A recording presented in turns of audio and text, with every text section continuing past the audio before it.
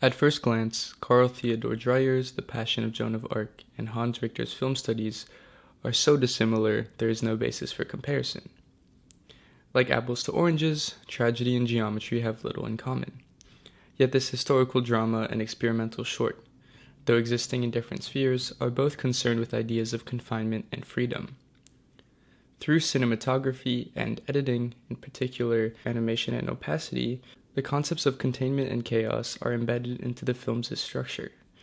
Dreyer and Richter, through framing techniques, emphasize singularity and plurality respectively, deconstruct the human body, and correspondingly mirror the psychology of confinement and the abstract essence of liberty, with the aim of revealing the dynamic between form and freedom.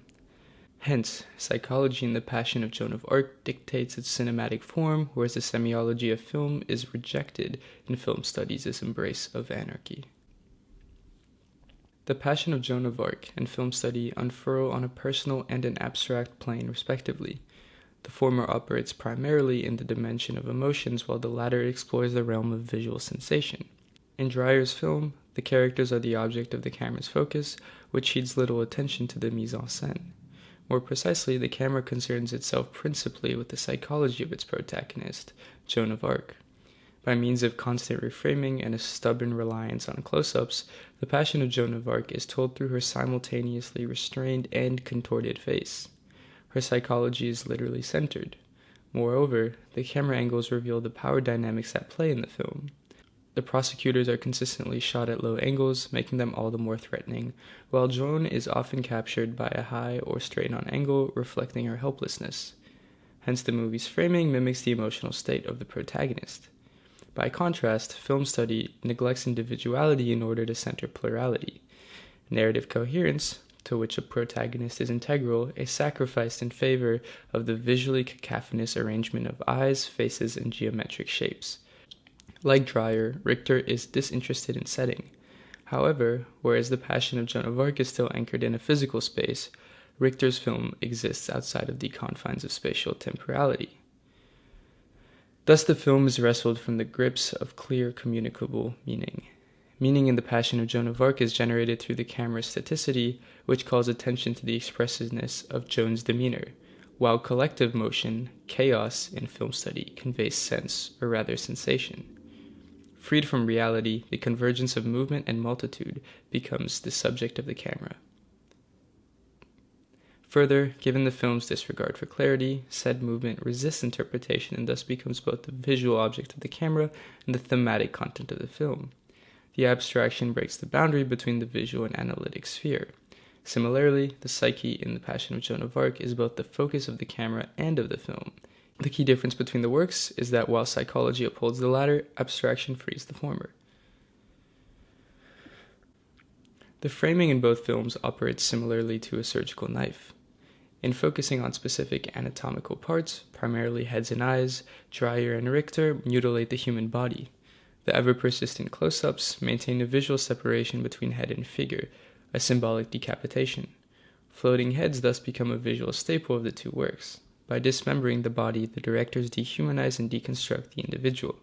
In The Passion of Joan of Arc, Joan's personhood, in its ordinariness and mortality, is transcended. Precisely because her remarkably human emotions are put on display, her face is mythologized. The camera bestows martyrdom upon her by acting like an aureole in medieval Christian painting. Richter, however, dismembers the body beyond any semblance of reality. The only recognizable individual in the film is reflected through the reappearance of their face. Their individuality, therefore, becomes meaningless. Moreover, the extreme close-ups act like a microscope and deconstruct the body on a molecular level. There is significant interplay between body parts and forms in the work. Richter, a Dr. Frankenstein of sorts, sews the body and geometry together in order to establish the anatomy of abstraction. Or, rather, he lets the abstraction evolve organically and independently.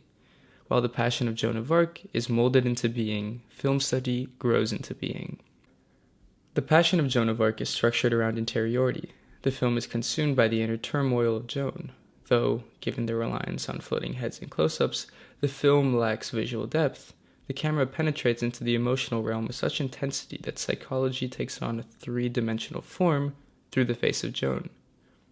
Thus, physical death is replaced by the profoundness of feeling, and the film collapses into itself. Yet, the movie caves in within the confines of the frame, which reflects and perpetuates Joan's imprisoned psyche.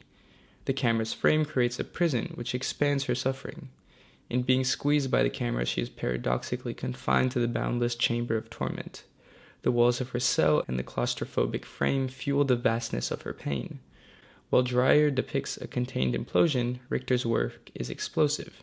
Narrative norms, visual cues, and reality itself are blown apart by chaotic, absurd movement. The established rhetoric of the medium is torn apart. While in The Passion of Joan of Arc, the frame dictates perspective and thus orchestrates diegesis, the abstracted world of shapes and faces exists beyond the camera in film studies. Borrowing on enjambment, objects float in and out of the frame with ease. Thus, while the frame is both jailer and jailed in the former, the camera in the latter is freed from any paradigm between itself and the image. Frame and image coexist in a lawless void which transcends the rules of logic, language, and structure. Subsequently, in its intangibility, film studies is a metaphor for catharsis, while The Passion of Joan of Arc embodies repression.